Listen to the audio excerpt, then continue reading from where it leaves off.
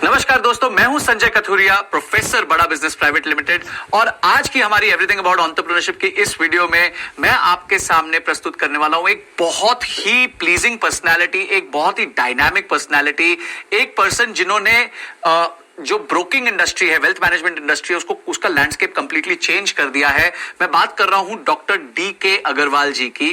कौन है doctor D K. Agarwal? He is the chairman and managing director of SMC Capital और उसके साथ साथ वो पीएचडी चेंबर ऑफ कॉमर्स, जो कि इंडिया की one of the oldest body है कॉमर्स के लिए, उसके नेशनल प्रेसिडेंट भी है।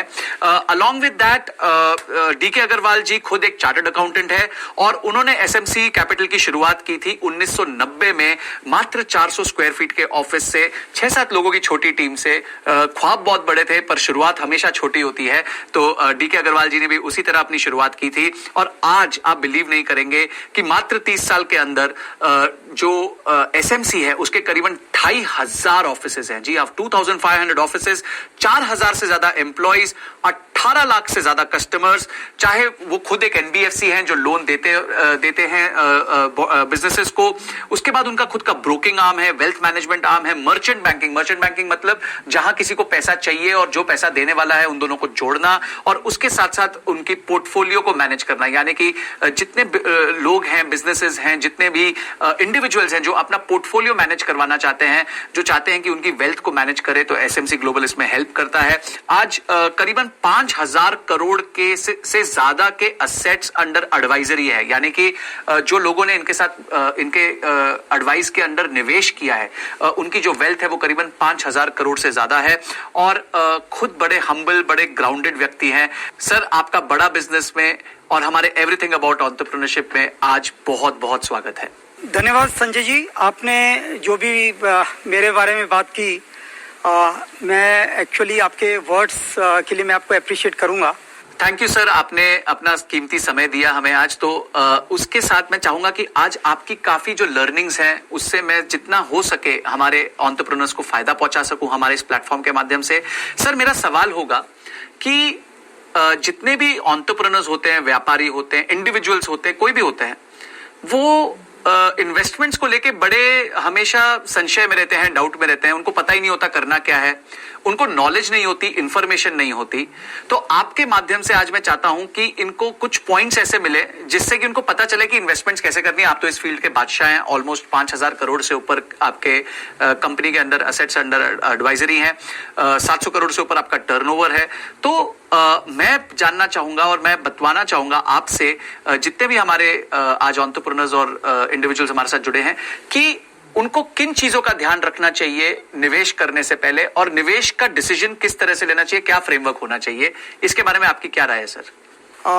आपका जो क्वेश्चन है वो एक्चुअली बहुत रेलिवेंट क्वेश्चन है, क्योंकि हमने देखा है कि जितने भी एचएनआईज हैं या जिसको भी इन्वेस्टमेंट करना होता है, वो वास्तव में बहुत दुविधा में होती है कि वो पैसा अपना कहाँ लगाएं। ट्रेडिशनली हमने देखा है कि जनरली जो जितने भी हमारे एचएनआईज हैं, या तो वो पैसा रियल एस्टेट में लगाते हैं, या वो पैसा अपना बैंक के अंदर रखते हैं, या फिर गोल्ड के अंदर पैसा उन्होंने लगाया होता है। बट सबसे पहले ये जो सबसे ज़रूरी है कि आज हम अपना जो हमारी वेल्थ है उसमें हमें 3 फैक्टर्स का बिल्कुल दिमाग में रखना पड़ेगा। सबसे पहले है हमारी सेफ्टी। आज हमने जितना भी पैसा अपना अर्न किया है, जो भी हमारी सेविंग्स है, उसका सेफ रहना बहुत ज़रूरी है। आज मान लीजिए किसी के पास 1 करोड़ रुपया है, तो सबसे पहले उसकी कंसिडरेशन होनी चाहिए ये 1 करोड़ रुपया उसका सेफ रहे, इसमें कमी ना हो। That is the first consideration. दूसरी ये है कि इसके ऊपर आपको जो एक रिटर्न है, वो आपका रिटर्न एक अच्छा रिटर्न मिले। ऐसा ना हो कि आपने पैसा अपना करंट अकाउंट में रख दिया और आज आपका पैसा 1 करोड़ रुपया और 10 साल के बाद भी पैसा आपका 1 करोड़ रुपये ही रह गया। तो जो इन्फ्लेशन है, चूँकि अगर 4-5% का भी इन्फ्लेशन है, तो लगभग आप समझिएगा कि 18 साल के अंदर वो पैसा आपका, अगर इन्फ्लेशन को देखा जाए तो वो पैसा आपका 50% रह जाएगा 18 साल के अंदर, और आपका पैसा जो 1 करोड़ रुपया 18 साल के बाद भी है, उसकी वैल्यू 50 लाख रुपए रह जाएगी। तो आपको एक रिटर्न, रीजनेबल रिटर्न की आपकी एक्सपेक्टेशन भी होनी चाहिए। तीसरा जो सबसे बड़ा है कि लिक्विडिटी। आपने आज अगर पैसा किसी भी एसेट क्लास में लगाया है, तो उसमें अगर कल को आपको ज़रूरत पड़ती है, आपको कोई इमरजेंसी है या आपको पैसा खर्च करना है, तो आप उस पैसे को फटाफट कैश कर सके। मान लीजिए आज आपने रियल एस्टेट में पैसा लगाया हुआ है और आप रियल एस्टेट को बेचना चाहते हैं और वो मान लीजिए बिक नहीं रही, तो आपके लिए बहुत दिक्कत की बात है। आप उसको बहुत कम प्राइस में बेचेंगे तो वो आपको नुकसान हो जाएगा। तो ये तीनों कंसिडरेशन, सेफ्टी, रिटर्न और लिक्विडिटी, ये तीनों कंसिडरेशन कहीं भी आप अगर अपना पैसा लगा रहे हैं किसी भी एसेट क्लास में, ये तीनों बहुत ज़रूरी है इनको कंसिडर करना। और जैसे मैंने कहा कि एसेट क्लास, ऑफ कोर्स ये 3 एसेट क्लास तो है ही, रियल एस्टेट, गोल्ड एंड आपका बैंक के अंदर डिपॉजिट्स। उसके अलावा डेट्स एक अपनी एक एसेट क्लास है जिसके अंदर कि आप गवर्नमेंट डेट्स हैं या कॉर्पोरेट डेट्स हैं, कॉर्पोरेट बॉन्ड्स हैं, कोई डिफरेंट सेविंग स्कीम है, वहाँ पर आप पैसा लगा सकते हैं। और जो एक सबसे इम्पोर्टेंट एसेट क्लास है वो है स्टॉक्स। इक्विटी मार्केट के अंदर जो कंपनीज के स्टॉक्स हैं वो भी एक बहुत ही पॉपुलर एसेट क्लास है। जितने भी डेवलप्ड कंट्रीज हैं वहाँ पर जो HNIs हैं वो अधिकतर पैसा अपना स्टॉक्स के अंदर लगाते हैं। और अगर हम बात करें कि जितनी भी एसेट क्लास है उनके अंदर रिटर्न्स की, तो इक्विटी एक ऐसी एसेट क्लास है जिसने, अगर हम इंडिया के ही पिछले 40 साल की बात करें, 1980 में अगर किसी ने 100 रुपये लगाए होते तो आज वो 4000 रुपया बन गया है। क्योंकि सेंसेक्स अगर 1980 में 100 रुपये था और आज सेंसेक्स की वैल्यू 4000 है। सेंसेक्स में 50 लगभग सेंसेक्स में 30 स्टॉक हैं और उन 30 स्टॉक की वैल्यू आज 4000 रुपये के बराबर है, जो कि 1980 में 100 रुपये थी। तो कहीं ना कहीं ये अगर इसका रिटर्न हम कैलकुलेट करते हैं, एनुअलाइज रिटर्न, वो 16% एनुअलाइज रिटर्न आता है। तो ये कोई भी एसेट क्लास अगर हम कंपैरिजन करें पिछले 40 साल के अंदर, किसी भी एसेट क्लास ने इतना बढ़िया रिटर्न नहीं दिया है। तो हमें ये इक्विटी मार्केट के अंदर भी इन्वेस्टमेंट करना एक प्रेफर्ड एसेट क्लास है। और हमें ये मान के चलना पड़ेगा कि हम किसी भी एक एसेट क्लास के अंदर पैसा ना लगाएं, हम अपने इन्वेस्टमेंट को डाइवर्सिफाई करें। और एक हर एक का अपना जो प्रोफाइल है, कोई अगर किसी की एज ज़्यादा है तो हो सकता है उसका ज़्यादा पैसा डेट के अंदर लगे, उसका पैसा कुछ FDs के अंदर लगे और कुछ पैसा उसका स्टॉक मार्केट में लगे, थोड़ा बहुत 5 से 10% गोल्ड के अंदर लगे और कुछ रियल एस्टेट भी हो। तो इस तरह से एक ऑप्टिमम एलोकेशन हम जितनी भी एसेट क्लास है उसके अंदर करें। और मेरे ख्याल से ये ही समझदारी है। क्योंकि कई बार क्या होता है कि हम किसी एक एसेट क्लास में लगा दें और वही एसेट क्लास मान लीजिए नीचे आ गई। मान लीजिए गोल्ड का मैं एक एग्जांपल देता हूँ, आपने अधिकतर पैसा अगर गोल्ड में लगा दिया और गोल्ड के रेट्स मान लीजिए नीचे आ जाते हैं, तो उस केस में आपकी वेल्थ काफ़ी कम हो जाएगी। तो ये डाइवर्सिफाई करना बहुत ज़रूरी है। बहुत अच्छे से आपने बताया सर। पर होता क्या है कि काफ़ी लोगों को जो है इक्विटी मार्केट से डर बहुत लगता है।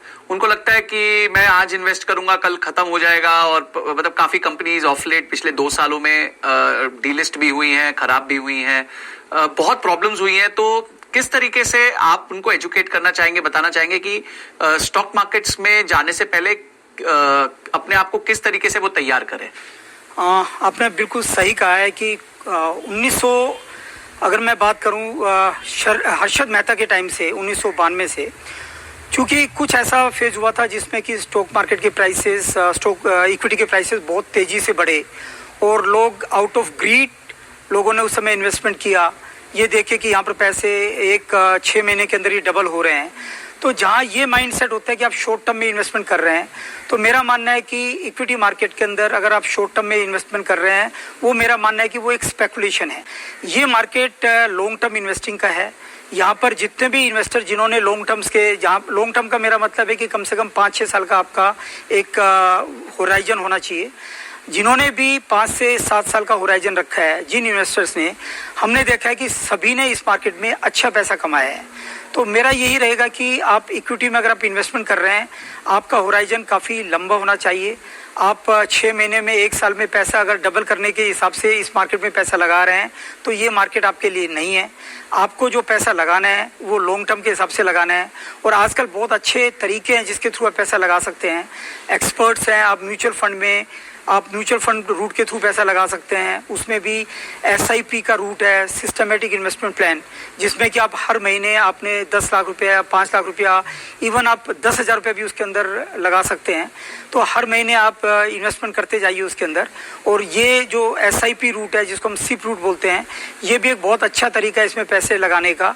और चूंकि एक्सपर्ट्स इस इन्वेस्टमेंट को हैंडल करते हैं, और हमारा ये मानना है कि जिसने भी पैसा SIP के थ्रू लगाया है और और लॉन्ग टर्म के हिसाब से जिसने पैसा लगाया है और एक्सपर्ट्स के थ्रू लगाया है उसको हमेशा अच्छा रिटर्न इस मार्केट में मिला है। और 15% प्लस का जो रिटर्न है, इस तरह का रिटर्न की अगर आपकी एक्सपेक्टेशन है तो लॉन्ग टर्म के अंदर यही एक एसेट क्लास है जो इस तरह का रिटर्न दे सकती है। मेरा अगला सवाल आपसे होगा, डाइवर्सिफिकेशन करते हुए, जैसे आपने बताया कि कुछ कहीं इन्वेस्ट करे कुछ कहीं इन्वेस्ट करे, किस तरीके की कंसिडरेशंस होनी चाहिए एक इन्वेस्टर की? डाइवर्सिफिकेशन आपने बताया कि अच्छा माध्यम है अपने कैपिटल को प्रोटेक्ट करने का, तो क्या कंसिडरेशंस होनी चाहिए डाइवर्सिफिकेशन करने से पहले? देखिए, डाइवर्सिफिकेशन का जो सबसे बड़ा फायदा है कि जैसे मैंने बताया कि 3 हमारे ऑब्जेक्टिव होते हैं। पैसे की सेफ्टी, पैसे के ऊपर आपका जो वेल्थ है उसके ऊपर आपको रिटर्न मिले, और जो तीसरा है आपकी एसेट लिक्विड हो। तो ये तीनों कंसिडरेशन बड़ी इंपॉर्टेंट है।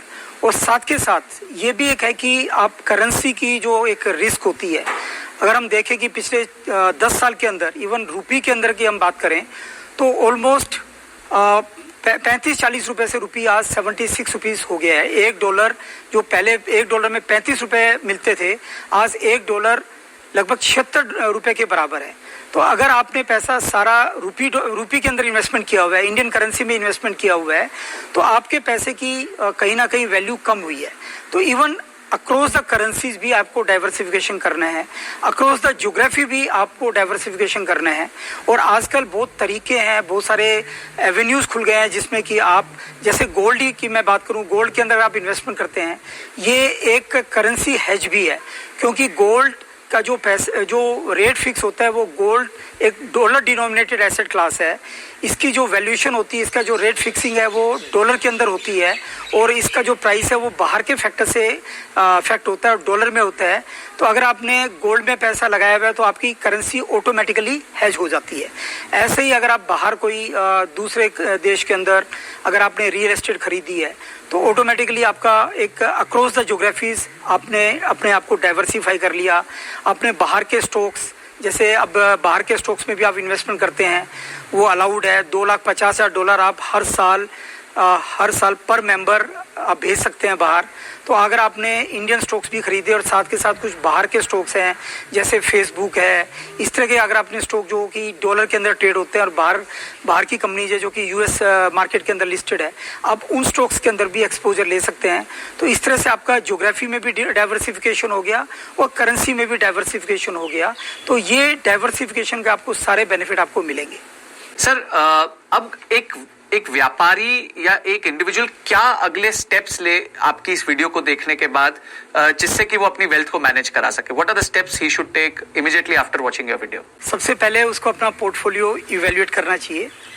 कहीं ऐसा तो नहीं है कि सारा पैसा उसने रियल एस्टेट में और गोल्ड में लगाया हुआ हो, और डाइवर्सिफिकेशन कितना है ये उसको देखना चाहिए। और सबसे बड़ी बात है कि मैं बोलूँगा कि जो सबसे पहली कंसिडरेशन है वो पैसे की सेफ्टी है।